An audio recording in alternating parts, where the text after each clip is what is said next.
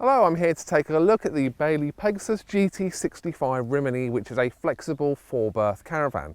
Now, Pegasus GT65 is the third generation of Bailey's mid-market range.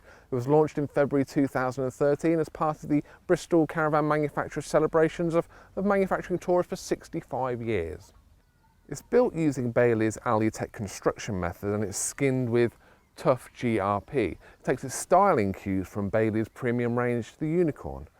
Now, it's narrower bodied than previous Pegasus by some 5 centimetres, but that has benefits on overall weight. It's lighter than it used to be, and it's also all single axle tourers are 1,500 kilos or less, which is a significant tipping point for which cars can tow them. It's certainly a striking looking van from the outside, thanks largely to that massive vertical opening sunroof. Other notable features include wet lockers either side of the van, up at the front, but curiously there's no gas locker at the front.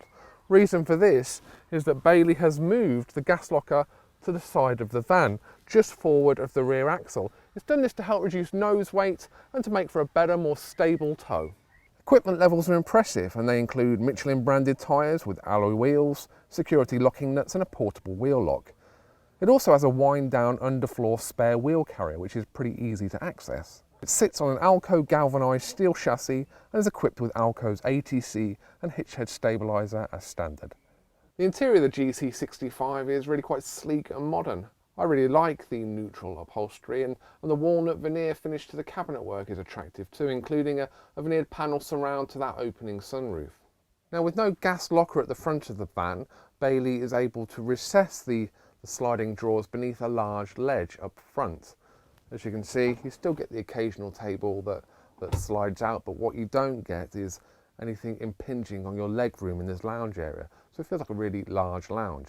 You also get this fuse box for easy access here too. As you can see, that vertical window really floods the lounge area with loads and loads of natural light on site, and it has concertina blinds which meet part way. You can lower the upper one to reduce glare from the sun. You can raise the lower one like so for a bit of privacy on site. There's plenty of innovation inside the GT65 as well. Heating and hot water comes courtesy of Whale and is managed by this touchscreen wireless control panel. Also, Whale's space heater is mounted underneath the floor so it doesn't take up valuable storage space inside of the van. So on to the sleeping arrangements in the Rimini, which is where vans with a twin fixed single bed and washroom layout really come into their own. They're great for couples or for young families of 4. If it's a couple's van, the owners can choose to sleep separately in single beds or up front in that double. If that couple has young children, they can put those very young children in the double bed up front, and as their kids get older, they can put them in these twin single beds, so everyone's a winner.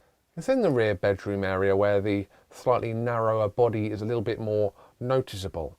The mattresses are a shade under 70 centimetres wide.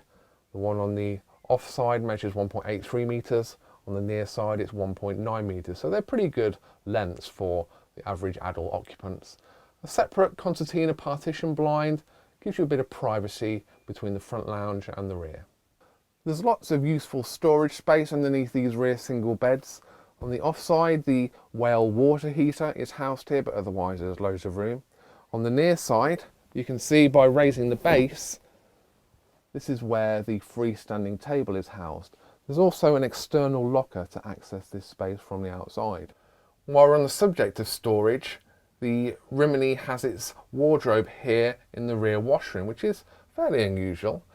It does put the squeeze on this space a little bit, but it's quite a flexible washroom floor plan because the Thetford swivel head toilet is against the rear wall, which is quite unusual. It has a non-frosted style window, so you'll need to remember to draw down that blind for privacy. There's a decent sized basin and a really large walk-in shower cubicle with a large shower head.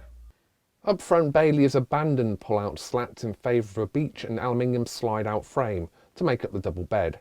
Cushions are arranged to form a mattress without impediment from the recessed centre chest.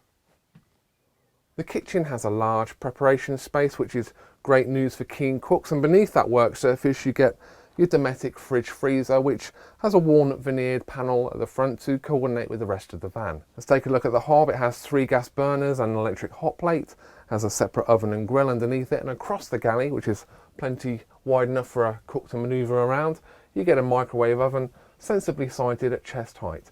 And that's above a dresser where you would likely site your TV for viewing from the front lounge. To sum up, the twin fixed single bed layout with and washroom is one of the most popular on the market today, and pretty much every UK caravan volume manufacturer has their version of it. Bailey's Pegasus GT65 Rimini has to be one of the single biggest selling models on the market at the moment. Now, it's a fairly interesting streamlined version and interpretation of this floor plan, and it has some interesting design features, such as moving the gas locker to the side of the van and building that L kitchen around it. You'll either love or hate its looks with that vertical front sunroof and its rather boxy rear end, but I happen to really quite like it.